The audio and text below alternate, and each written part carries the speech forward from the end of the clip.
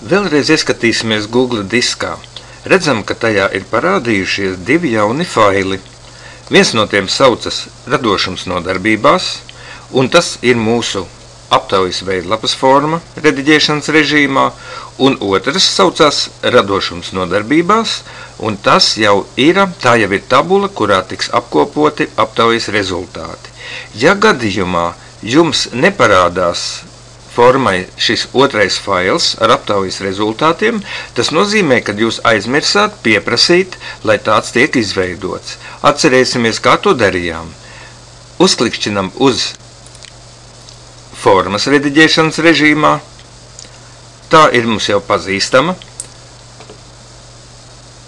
Izvēlamies augšējā izvēlnē responses, atbildes, un izvēlamies Change Response Destination, tātad mainīt atbilžu izvietošanu. Redzam, ka šis ir tas loks, kurā mēs pieprasījām, lai tiktu veidot jauna tabula atbildēm. Ja mēs aizmirsām uzklikšķināt Create, vai arī neesam ielikuši ķeksīti, lai vienmēr tiktu veidota šāda tabula, tad, protams, varētu būt, ka tādas mums nav. Tādā gadījumā mums vienkārši ir jāuzspiež uz ekrāna pogas Create. Mēs jau to esam izdarījuši, aizvērš šo logu, un mums mūsu diskā jau ir atbilžu fails. Apskatīsimies, kāds tas izskatās. Atbilžu fails ir tabula, kura līdzīga Excel tabulai, un tajā mēs redzam, ka uz pirmo jautājumu esmu atbildējis jā, uz otro jautājumu esmu atbildējis, kad par radošumu uzskatu spēju rakstīt dzeju komponentu, spēju rast problēmas risinājumu un tā tālāk. Šeit ir ierakstītas visas tās atbildes, kuras es izvēlējos. Redzu arī datumu un laiku, ka tas tika izdarīts. Diemžēl mūsu tabulā ir tikai viena atbilde, un mums ir grūti veidot kaut kādu rezultātu apkopojumu. Apskatīsimies, kādā veidā Google disks pats sagatavo rezultātu apkopojumu par aptauju. Izvēlos augšējā izvēlnē formu un izvēlos Show Summary of Responses, tātad parādīt atbilžu apkopojumu. Redzu, ka Google disks ir mēģinājis veidot jau statistisku apkopojumu par manu vienīgo atbildi. Tātad, cik liela daļa no respondentiem ir atbildējuši ar jā un cik liela nē, kā arī novērtēt skalā atbildes uz otro jautājumu.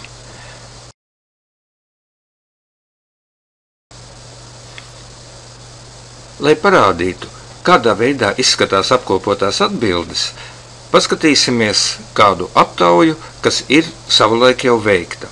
Redzam, ka formu ir aizpildījuši 217 studenti, un viņi visi atbildēja uz vairākiem jautājumiem. Izvēlēsimies Show Summary of Responses, tātad parādīt atbilžu apkopojumu.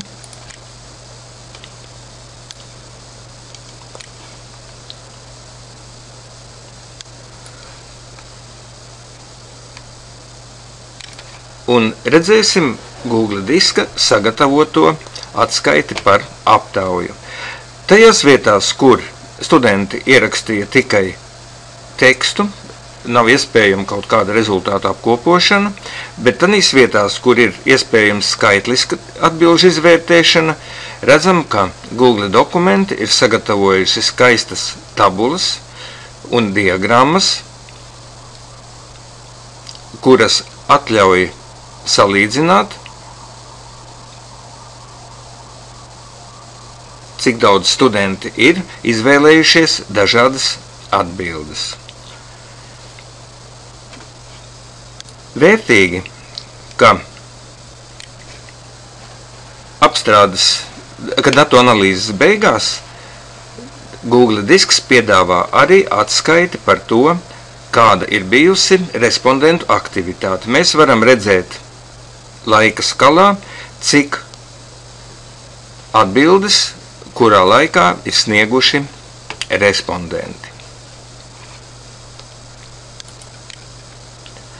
Vēl viena vērtīga lieta, kas ir šai atbilžu tabulai, ir iespēja nodrošināt arī citiem piekļuvi pie tās, atļaujot vai no to tikai skatīties, vai arī tajā strādāt.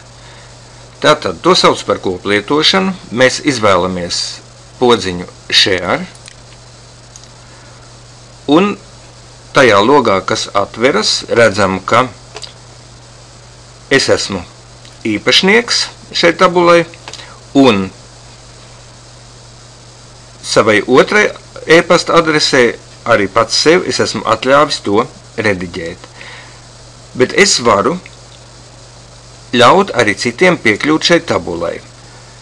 Tātad es izvēlos specific people can access un mainīt, un es varu atļaut vai nu tabulu izvietot internetā, un tādā gadījumā jebkurš, kurš to varēs sameklēt, varēs to izmantot.